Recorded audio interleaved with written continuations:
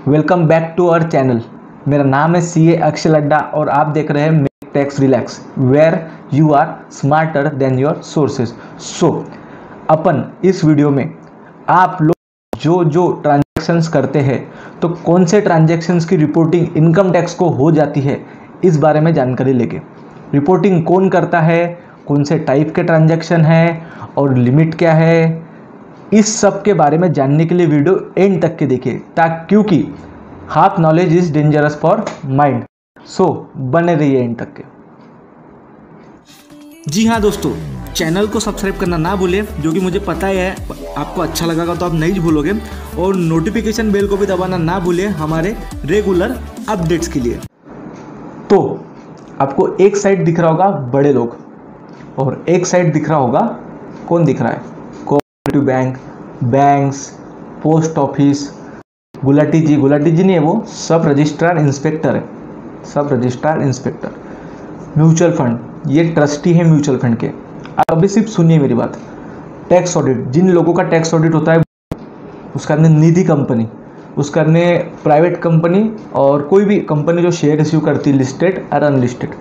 तो आपको ये जितने लोगों का मैंने नाम लिया है अभी, वो एक रिपोर्टिंग एंटिटी है। गवर्नमेंट ने इन लोगों को बोला है कि आपसे अगर कोई इंसान कोई व्यवहार करता है जो आपको हम एक लिमिट बता रहे हैं, उस लिमिट के अगर ऊपर उसने किया वो व्यवहार तो आप हमें रिपोर्टिंग कीजिए। ठीक है सर बीच में क्या है अपने मिडल ऑफ द इमेज में? मिडल में मैंने आपको पहले बताया कि बड़े लोग अगर कैश में डील करते हैं, कोई एक लिमिट है और एक नेचर है। ये दो चीज़ों को आप ध्यान में रखिए। कैश में डील करेंगे तो रिपोर्टिंग जाएगी, उसके अंदर क्रेडिट कार्ड में डील करोगे तो जाएगी। RBI के प्रीपेड इंस्ट्रूमेंट्स रहते हैं, उसमें डील करोगे तो वो भी जाएगी। बॉन्ड्स, डिवेंचर्स, उसके बाद में करंट अकाउंट, सेविंग अकाउंट में कोई अगर डीलिंग करोगे, एक लिमिट है तो जाएगी। सेल परचेस इमूवेबल प्रॉपर्टी, घर बेच रहे हो, घर खरीद रहे हो, FD बना रहे हो, उसके अंदर फॉरेन करेंसी में आप डील कर रहे हो, तो मैं आपको ये क्यों बता दे रहा, कैसा है पिक्चर रिटेंशन बढ़ा देती है। तो आपको अभी समझ गया था, ये सब रिपोर्टिंग एंटिटी है।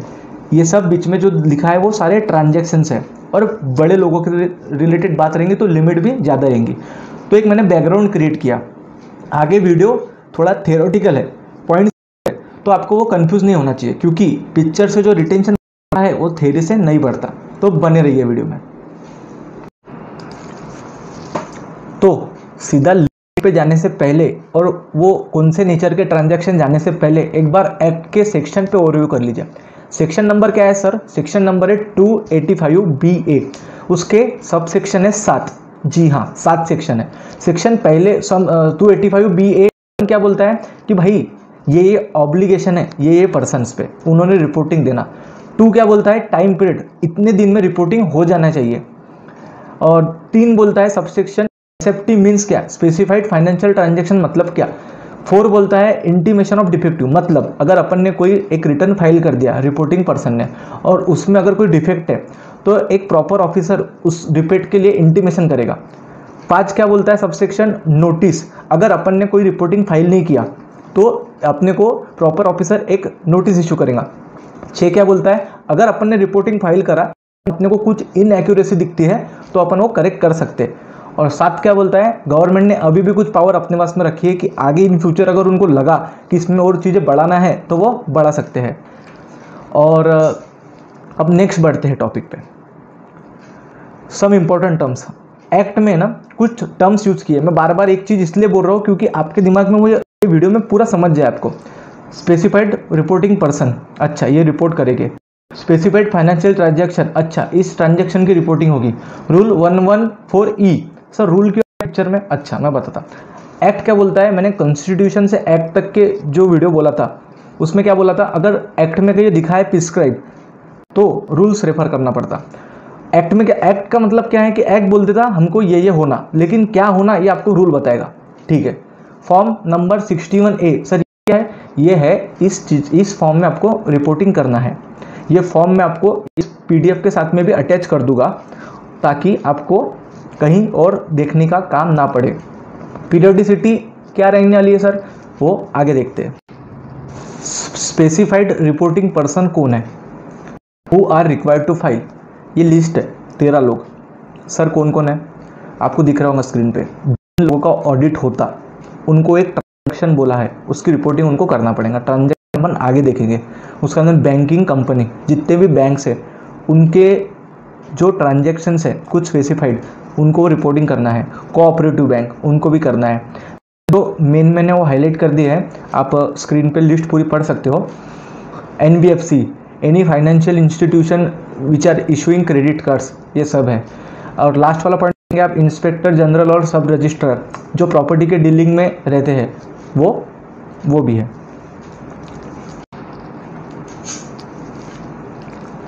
अब SFT, specified financial transaction, sir कौन से है, ये है पूरा मुद्दा। तो पहला पॉइंट, अगर अपन ने किसी को कैश पेमेंट किया, किसको मतलब सर बैंक को किया या कोऑपरेटिव बैंक को किया, किस चीज़ के लिए, बैंक ड्राफ्ट, पे ऑर्डर और बैंकर चेक के लिए। सर लिमिट क्या है, आपको स्क्रीन पर दिख रही है, 10 लाख रुपए एग्रीगेट और more in a financial year. ठीक है सर, प्रीसीडिंग फाइनेंशियल ईयर नहीं है, इस फाइनेंशियल ईयर, जो फाइनेंशियल ईयर ना वो साल में। उसका कैश पेमेंट, यहाँ कैश अगर बोल रहा हो तो सिर्फ कैश ही लेना, ठीक है ना, और मत सोचना cash payment prepaid instrument by RBI।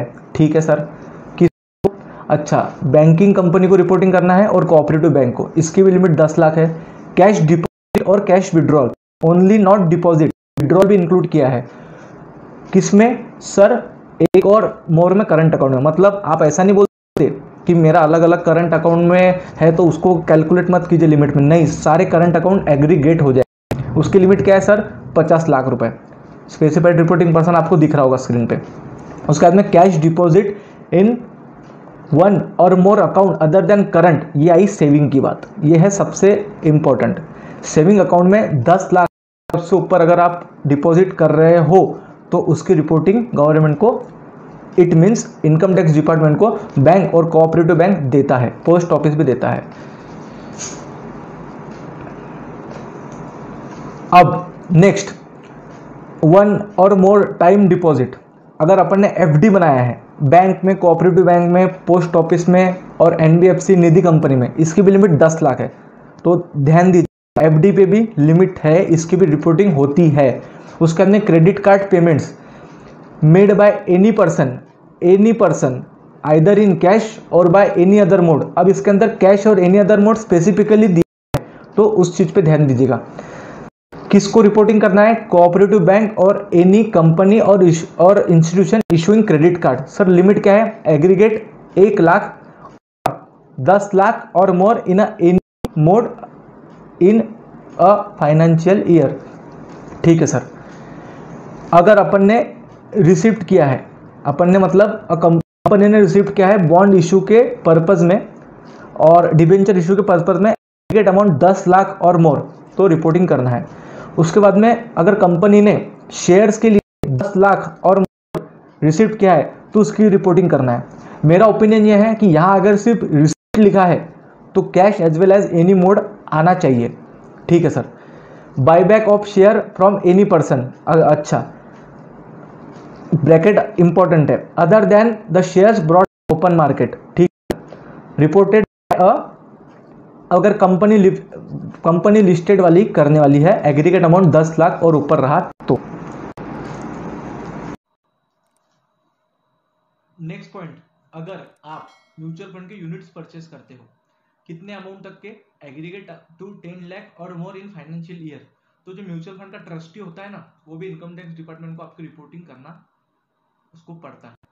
Next point, अगर आप फॉरेन करेंसी से रिलेटेड डील करते हो तो आप ऑथोराइज पर्सन, आपको अगर एग्रीगेट 10 लाख से ऊपर ट्रांजैक्शन हुआ किसी भी पर्सन से, रिसीव हुई, तो आपको उसका भी रिपोर्टिंग करना पड़ेगा।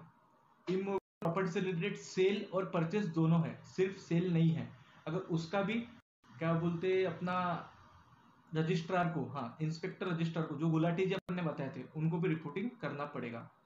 उसका लिमिट भी आपको दिया ही है। Next, receipt of cash payment, अगर कोई टैक्स ऑडिट वाला पर्सन है, उसे अगर 2 लाख से ज्यादा अगेंस्ट गुड्स और सेल्स रिसिप्ट होती है तो उसे भी रिपोर्ट करना पड़ता है। अब नेक्स्ट पॉइंट अपन देखते हैं, सर रिपोर्टिंग देख लिया कौन करता, कौन से नेचर के ट्रांजेक्शन है वो भी देख लिए।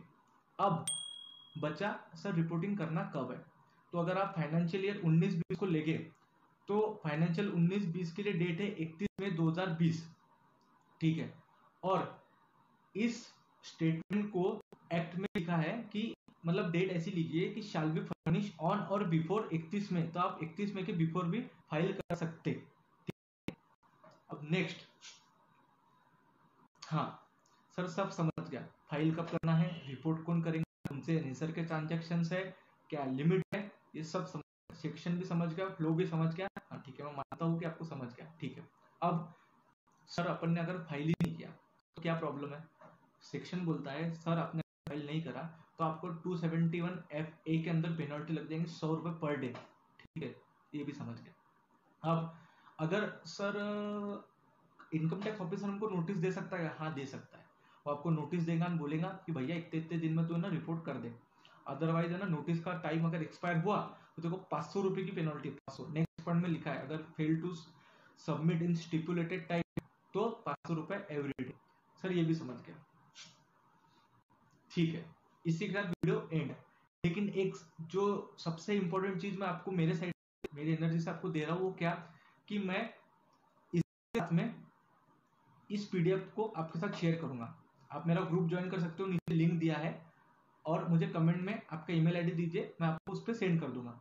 तो इस फाइल में मैं अटैच क्या क्या करूंगा, एसएफटी से रिलेटेड सारी वो चीजें जो आपको आपके पास में होना, user manual for filing SFT income tax department ने पब्लिश किया था वो, income tax bare act rules, इसका सबका एक्सट्रैक्ट, बेयर एक्ट की कॉपी, और फॉर्म 61A। इसके अलावा तो मुझे नहीं लगता आपको कोई चीज की जरूरत पड़ेगी। आशा है आपको वीडियो पसंद आए, ठीक है, मिलते हैं नेक्स्ट वीडियो में।